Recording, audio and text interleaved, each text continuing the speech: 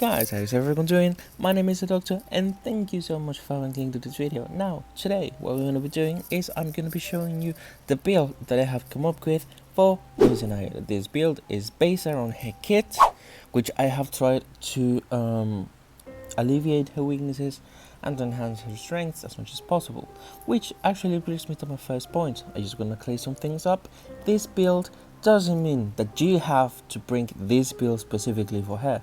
This is a build that I have made based also on my playset, because here's the thing about persona builds. Some people think, for example, when they see a build on YouTube, they follow it to the letter, alright? But the thing is that persona builds are meant to fit a persona, alright? But not from the hunter, for you. You have to build your persona tree based on your strengths and your weaknesses. They are made, as I have said before, to alleviate weaknesses or enhance strengths.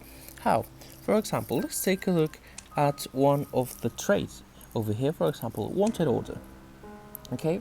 Wanted order is a really good trait, and I'm going to tell you why. First of all, it lets you see a survivor on a part of the map at random.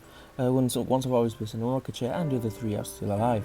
So this is a way to alleviate a weakness in case you're a beginner hunter, for example. Why? Because you get to see where the survivor is and you get to find them easily. For maybe you are not very skilled when finding people, and that's fine. So you bring wanted order to help to make finding them easier. That's a way to alleviate a weakness. But what if you're an experienced hunter? Well, if that's the case, then you use wanted order to put pressure on them, to put pressure on the map, to disrupt decoding, etc. And that's enhancing a strength. So that's how you have to treat the persona build, the persona tree for yourself. Alright, you have to think of it as, well, what are my weaknesses? Okay, I can't find people easily, so I might want to bring wanted order. You know, I have a hard time knowing what to do after I put the first survivor in the chair. So let's bring wanted order, and let's say maybe, for example, well, I have a bad time, I don't know, with I get stunned easily and I don't know what to do. You can bring this trait. It's called rage. The iron ball trait increases the hunter's rage recovery by 10-15 to the percent when a survivor struggles free. I would actually, if you ask me, for example, if you don't want to spend too many points on that trait, you can also go for this one called Desperate Fight. It's essentially the same. It only requires you to get stunned multiple times, stun again after 15 seconds, and stun recovery speed is increased by 30% by a maximum increase of 60. Alright? So this is actually a very, very good trait to bring. So yeah, that's how you have to think about the persona tree. And now, let's go to the main thing about this video, which is, what is the build that I have made for Grace the Naiad? Okay, so here's the thing, for example, alright? This is my default thing, and here I have the one for Naiad. So here's the thing, alright? Why didn't I bring Trump, or why did I bring the tension? Which, actually, first of all, most people will maybe tell you that, hey, you bring tension with every hunter, but that's not the case. I just bring the tension with violence. You have seen my videos. The thing is that the tension, if you have a hunter who has a secondary ability that is meant to do damage, you are meant to use it to do damage, then I recommend not bringing the tension and instead bringing trump card, but only if you become experienced in that hunter. Alright, for example, I have become experienced with violinist. I have using him since the day he came out, so I have managed to learn my placements, when to use infinite movement and stuff like that. So I don't have a hard time getting survivors. I have health, so bringing attention to me in the end game is it's not that useful, you know. And maybe I have needed it to win a match that I didn't win, that I tied, or that I lost. But it's only in really small occasions, you know. I'm not gonna win all the time, so that's the thing about it. And so here's what I have made for Grace the Naiad, and I'm actually gonna tell you, for example, that this persona tree is very flexible. You can change it as however you like, depending on you again, your weaknesses and your strengths. So here's the thing that I have made for Naiad. I have brought Hunt. Why? Because she needs movement speed. Why? She tries to complete her skills are meant to try to complete a shape with water, alright?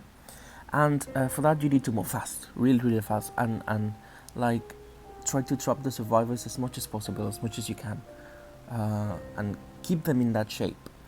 So there are two ways of doing that. One, you're gonna try to make them stay in one place by trapping them in a room where there's only one exit, or you're gonna make a shape so big that they have uh, that they cannot escape easily. Okay, so that's the thing, and that's why I brought this one, because it gives you 10% movement speed continuously, pursuing as well for 12 seconds. You might want to spend a few points on these, maybe 2, get it to level 2 or 3, depending on that.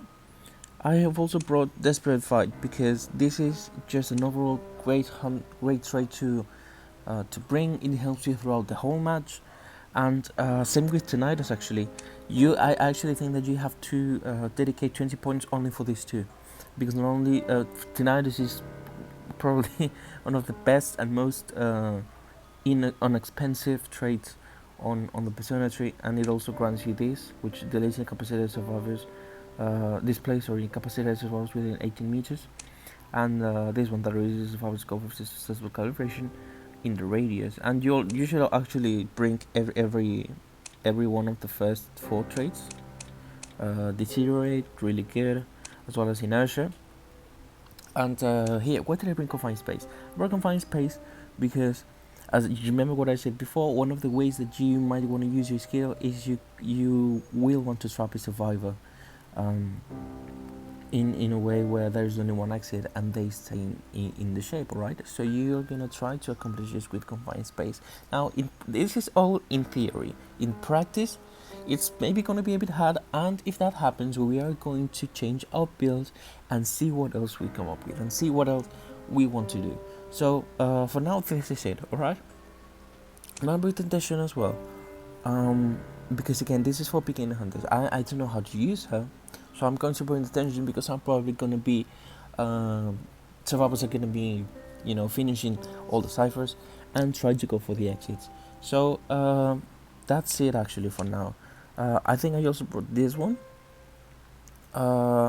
because in case they want to rescue, to heal someone that is down, that you're nearby, just in case, because I didn't have any other trade that I wanted that I could use for actually now that I say it, I might actually want to use it on this one, alright? Because if I don't have anything to use these 5 points on, then I might actually like to increase the healing time of survivors, because that's always useful. They will waste more time. Quenching effect, you might actually also want to use this one if you're an inexperienced hunter and struggle to find anyone. You might actually want to use this one. And again, this is all based on myself. You can change it however you want, and that is actually the point of it. So yeah, this is the build that I have made. Feel free to change it. Feel free to give comment down below what you think of it, what you think could be better, what you think could be changed. Discuss it, because Grace the Naiad hasn't come out yet. So the time to test this persona build is going to be whenever she comes out. And of course I'm going to make a video on that, and I'm going to be using this build. If there are any changes that I made, I'm going to let you know, obviously. So that is actually it, and that's the end of the video. So thanks so much for watching, and I appreciate every single one of you, your comments, your support, your love, and everything. I would like to thank just every single one of you. You make my day better when I see your comments, and when you subscribe actually as well. So please leave a like if you liked, subscribe if you have been coming back to my channel on a regular basis and you didn't know it, or if you have been watching my videos for a while but didn't want to subscribe, just do it. It's free, and if you don't like it, well, then you can always unsubscribe, but I would actually prefer it if you stayed. So yeah, that is the build that I have made. If you would like any more explanations, please keep them down below in the comments. I'm just gonna very quickly tap on every single persona in case you don't know what they do and you would like to see. I would actually recommend that you pause the video to do that and analyze them, see what is going on. You can also go to your own game and check it out, and that is it actually. So again, thank you so much for watching, and I will see you in the next video as soon as I finish doing this. Doing this to help you out. And now we are done. Alright, so discuss in the comments, let me know what you think, and that is all. Okay, see you in the next video. Bye.